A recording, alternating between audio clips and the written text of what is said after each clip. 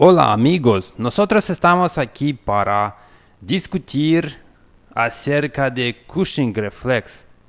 And let's start as usual with definition and mechanism. So the Cushing reflex, also known as vasopressor response, Cushing reaction, Cushing reflex, Cushing phenomenon, which is a physiological nervous system response to acute elevations of intracranial pressure, resulting in a Cushing triad of widening pulse pressure, which is defined as increased systolic blood pressure and decreased diastolic blood pressure, bradycardia, and irregular respirations. Once again, increased systolic and decreased diastolic pressures, bradycardia, and irregular respirations. The Cushing reflex was proposed in 1901 by Dr. Harvey Cushing. He believed that the dramatic increase in blood pressure was a reflex to brainstem ischemia, seen in patients with increased intracranial pressure from causes such as intracranial hemorrhage, a mass effect from a tumor, and cerebral edema as main.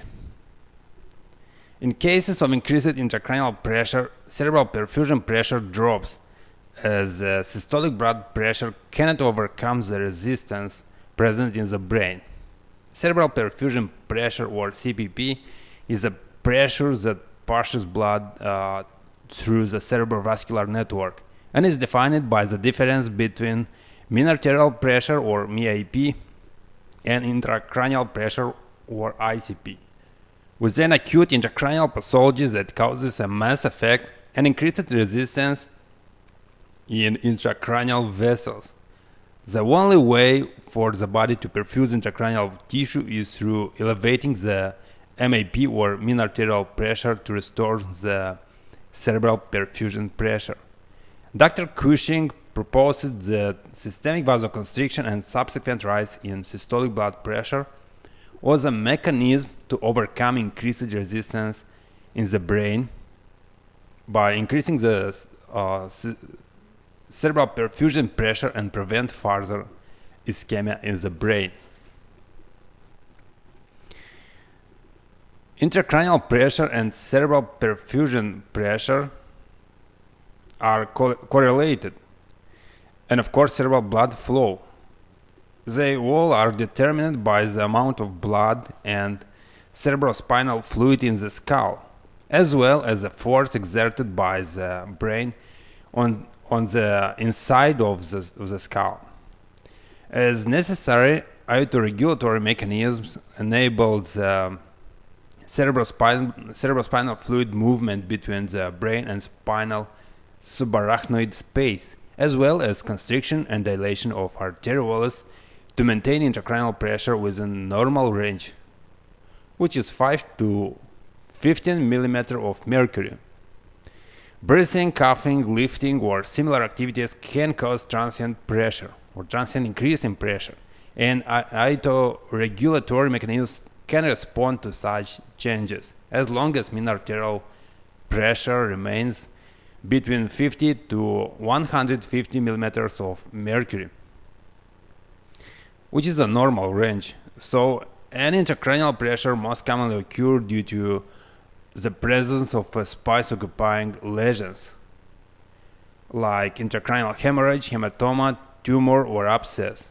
Causes also can be classified in the following way, like cerebral edema due to head injury, hypoxic or ischemic encephalopathy, postoperative edema, or ischemic stroke with vasogenic edema. Metabolic disorders like hyponatremia, uremic or hepatic encephalopathy, increased cerebrospinal fluid production by choroid plexus tumors, or decreased cerebrospinal fluid drainage or absorption due to flow obstruction by space-occupying lesions, aqueductal stenosis, or Chiari malformation. Increased venous pressure due to cerebral venous sinus thrombosis, jugular vein obstruction or thrombosis, or heart failure with impaired return to the heart. idiopathic intracranial hypertension, and pseudotumor cerebri, which is common in a young woman. So, issue of concern: in the first stage of the Cushing reflex, blood pressure and heart rate rise in response to sympathetic activation to overcome increases in intracranial pressure. This sympathetic response allows for brain perfusion as long as the intracranial pressure is not too high to overcome. For the brain to remain adequately perfused, mean arterial pressure must be maintained higher than intracranial pressure.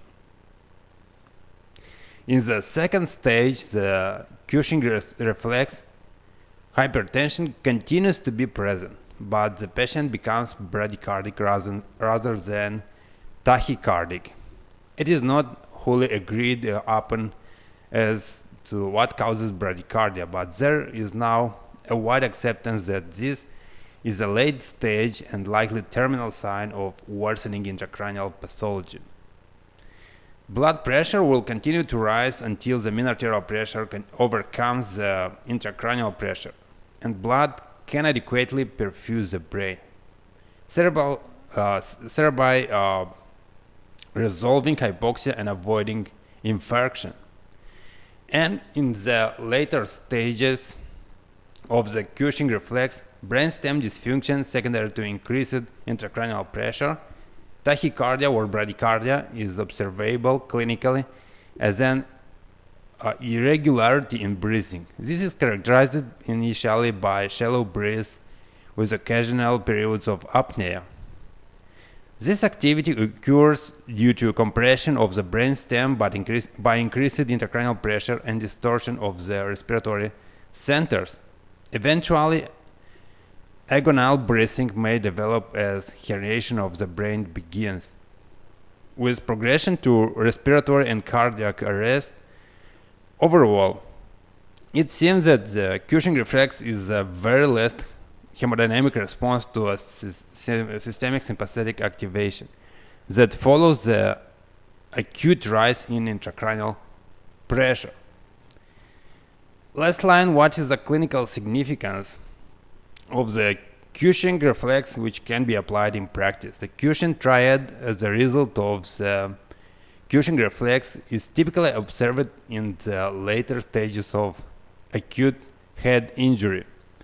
Patients who present to the emergency department with concerns for increased intracranial pressure and 2 of 3 signs of the Cushing reflex have been found to have almost twofold higher mortality than patients with normal or stable vital signs. It is therefore important to recognize early signs of elevated intracranial pressure, like headache, nausea, vomiting, and altered level of consciousness, to intervene as early as possible. The presence of bradycardia and hypertension is used as indication of increased intracranial pressure. However, these signals are late-stage Cushing reflex that carries a poor prognosis for the patient. Cushing reflex is most usually an irreversible condition with a terminal prognosis for the patient, and initial emergency treatments are aimed to rapidly lowering the intracranial pressure and include the elevation of the patient's head 30 to 45 degree mannitol and or furosemide, which acts as a osmotic diuretic mannitol and loop diuretic furosemide, induced hyperventilation, steroids, or cerebral fluid drainage as a late condition. Thank you very much for your attention and have a great time.